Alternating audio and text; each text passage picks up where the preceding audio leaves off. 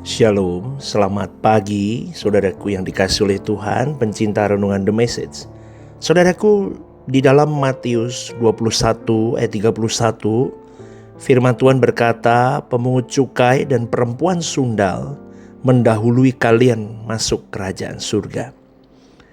Saudaraku, banyak di antara masyarakat Israel tidak menyediakan diri untuk merespon Injil dengan benar. Buktinya, mereka salah mengerti maksud kedatangan Tuhan Yesus, di mana mereka mau menjadikan Yesus menjadi juru selamat duniawi, mengangkatnya menjadi raja, tapi versi mereka sendiri. Orang-orang Farisi, Saduki, imam-imam kepala, orang-orang agamawi memiliki roh agamawi yang juga tidak bisa menerima kebenaran Injil, dan tidak mengalami kebenaran Injil, dan tidak memiliki keselamatan, saudaraku.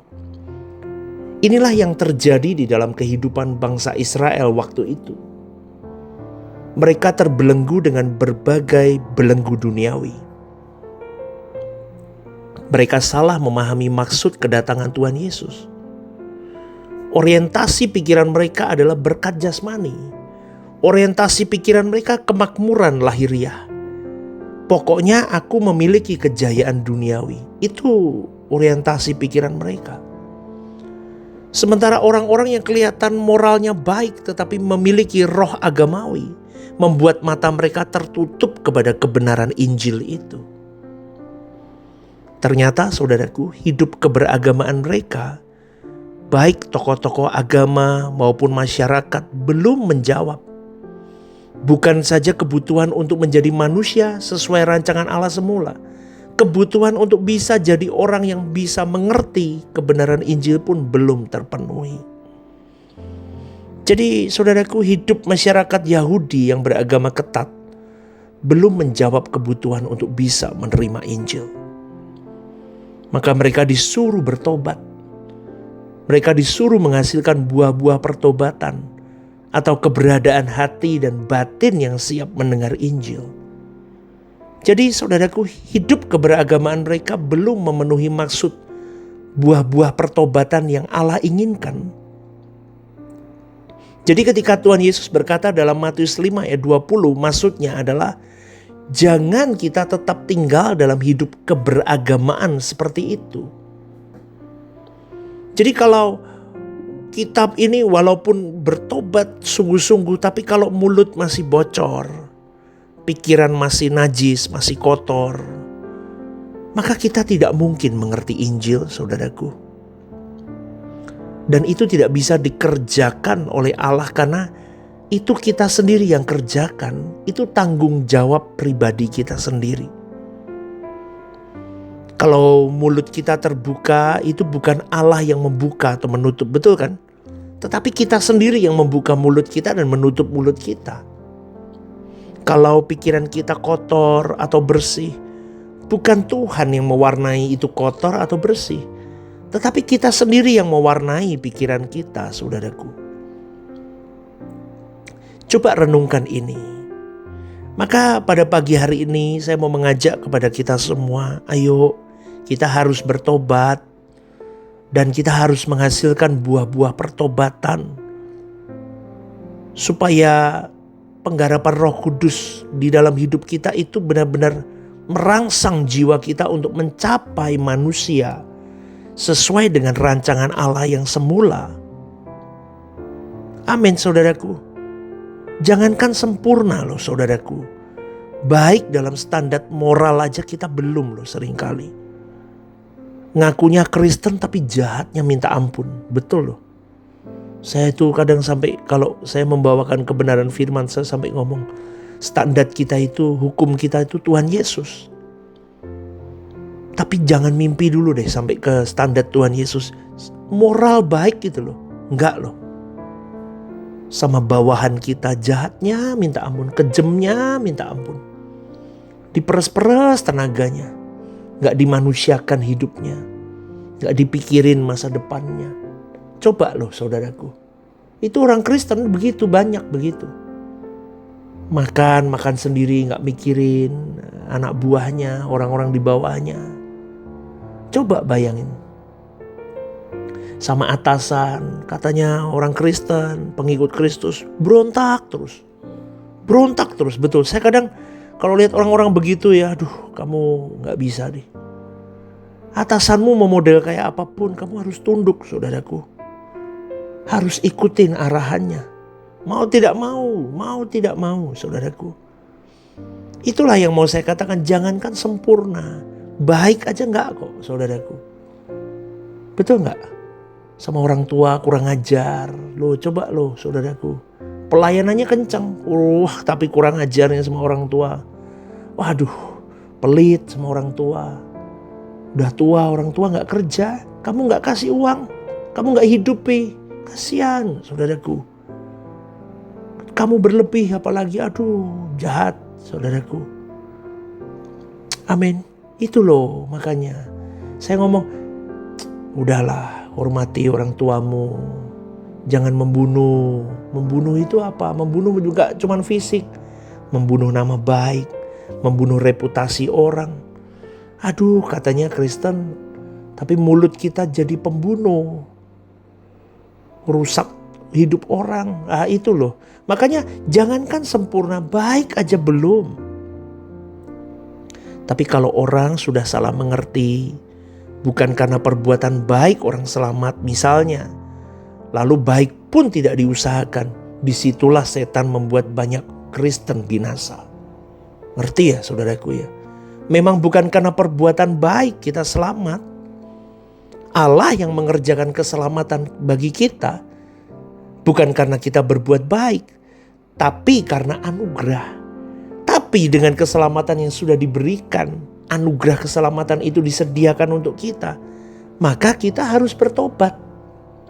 Supaya kita bukan hanya menjadi baik, melainkan sempurna, saudaraku. Amin. Maka buah-buah pertobatan kita yang harus kerjakan. Dan akan diproses terus secara simultan atau bersama-sama dalam pimpinan Roh Kudus sampai kepada kesempurnaan hidup kita.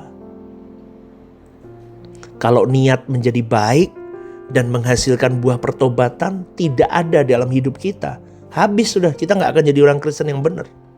Gak akan jadi pengikut Kristus. Artinya apa? Kita pasti terbuang di api kekal, saudaraku.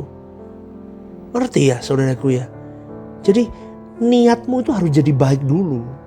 Niatmu tuh jadi orang baik gitu loh. Kita hasilkan buah pertobatan. Dulunya brengsek, kita jadi orang baik. Dulunya bejat mulut kita berubah. Pelan-pelan jadi orang baik. Mulut kita bertobat. Pikiran kita bertobat. Gitu loh. Ngerti gak saudaraku? Itu minta pimpinan Roh Kudus yang dulu sukanya berantem berubah. Sadar. Lebih sabar. Dikit-dikit tantrum marah-marah. Ngapain? Gak usah begitu. Sabar, belajar sabar. Dulu saya begitu kayak orang gila saudaraku. Dikit-dikit marah. Marah-marah. Betul loh. Dulu saya begitu saudaraku. Sebelum saya dimenangkan oleh Tuhan dengan suara kebenaran ini. Sama saya. Ke gerejanya rutin, pelayanan kuat. Nyanyi lagu rohani paling kenceng. Volume paling tinggi. Tapi di rumah bisa marah-marah. Di jalan bisa marah-marah kayak orang gila. Betul. Tahu ya, orang gila marah-marah begitu, saya kayak orang gila begitu. Diselip dikit teriak-teriak marah-marah, ngebut-ngebut, kayak orang sinting. Itu harus banyak berubah. Siapa yang bisa mengubah diri kita? Ya kita sendiri. Tapi pakai kekuatan kita sendiri gak bisa. Harus bersama dengan pimpinan Roh Kudus, bersama-sama dengan Roh Kudus, supaya kita tidak terbuang di dalam api kekal. Dalam Matius 21 ayat 31 Tuhan mengatakan begini. Pemungut cukai dan perempuan sundal mendahului kalian masuk kerajaan surga. Perempuan sundal dan pemungut cukai itu dianggap sebagai orang-orang berdosa. Namun bisa mendahului masuk surga. Ayat ini seakan-akan mengatakan biar brengsek bagaimana, gampang masuk surga kalau percaya Yesus. Jangan kita salah mengerti loh. Ayat-ayat ini tidak boleh dipahami bahwa orang yang berkeadaan berdosa tetap dengan mudah masuk kerajaan surga. Sebaliknya, kita harus mengerti bahwa sekalipun mereka orang-orang yang secara moral sudah rusak berat, Tetapi mereka adalah orang yang sungguh-sungguh meninggalkan perbuatan dosa mereka. Mereka berlari kepada Tuhan. Ini yang harus kita pahami, ini yang harus kita tahu. Dan mereka itu adalah orang-orang yang meninggalkan perbuatan dosa mereka. Sampai memenuhi buah-buah pertobatan yang Allah mau. Amin ya saudaraku ya. Mengerti ya sekarang ya. Dalam Lukas 7 ayat 29 dikatakan bahwa para pemungut cukai datang memberi diri dibaptis oleh Yohanes Pembaptis. Para pemungut cukai. Berarti banyak orang loh di situ. Banyak pemungut cukainya. Dan dikatakan juga di ayat itu, mereka mendengar pengajaran Yesus dengan tekun, tidak membantah. Ini pertobatan yang sungguh-sungguh. Perempuan berdosa, perempuan sundal yang mengurapi Yesus. Apakah kita ingat saudaraku? Dia tanpa perkataan menangis di dekat kaki Yesus. Menyeka kaki Yesus dengan air matanya. Dia tidak peduli orang membicarakan apa tentang dirinya. Dia muncul. Inilah pertobatan yang sungguh-sungguh. Amin. Siapa lagi? Sakeus yang pendek itu. Ya, si pendek Sakeus itu. Sakeus bukan hanya berhenti berbuat dosa. Lihat ya, separuh hartanya diberikan kepada orang miskin. Dan kalau ada orang yang pernah dia peras, dia kembalikan 4 kali lipat. Itu adalah buah pertobatannya. Kalaupun belum sempurna, tapi mereka punya niat untuk berubah, untuk semakin sempurna. Betul gak saudaraku? Jadi pertobatan artinya berhenti dari perbuatan salah. Ini adalah sebuah kemutlakan. Dan lanjutannya menghasilkan buah-buah pertobatan sesuai keinginan Bapa. Bukan hanya baik, tapi harus sesuai standar keinginan Bapa. Amin. Itu arti pertobatan. Harus ngerti, Kristen harus di sini. Tanpa pertobatan seperti itu, seseorang tidak dapat mengerti Injil kebenaran. Saudaraku, pertobatan atau berbalik dari perbuatan dosa adalah pertobatan yang sejati yang Allah mau. Ingat loh, Tuhan tidak akan menerima orang yang tidak berbalik dari jalannya yang jahat. Sekalipun mulutnya mengaku Yesus adalah Tuhan dan Juru Selamat. Karena untuk mengaku Yesus sebagai Tuhan dan Juru Selamat itu gampang dan mudah. Apalagi kalau seperti kita terlahir dari keluarga Kristen, itu jadi otomatis latah saudaraku. Tapi Yohanes Pembaptis menyerukan pertobatan sebagai langkah mempersiapkan jalan bagi Tuhan. Dan di sini digarisbawahi, dicari keseriusan pertobatan mereka. Dengan dibuktikan dengan memberi diri dibaptis. Artinya apa? Baptiso, diselamkan, ditenggelamkan manusia lamamu. Dan dibangkitkan menjadi manusia yang baru. Amin saudaraku. Kiranya renungan ini jadi berkat ya. Kita sudah mulai mengerti pertobatan yang sejati itu apa.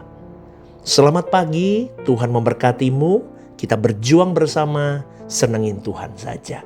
God bless you.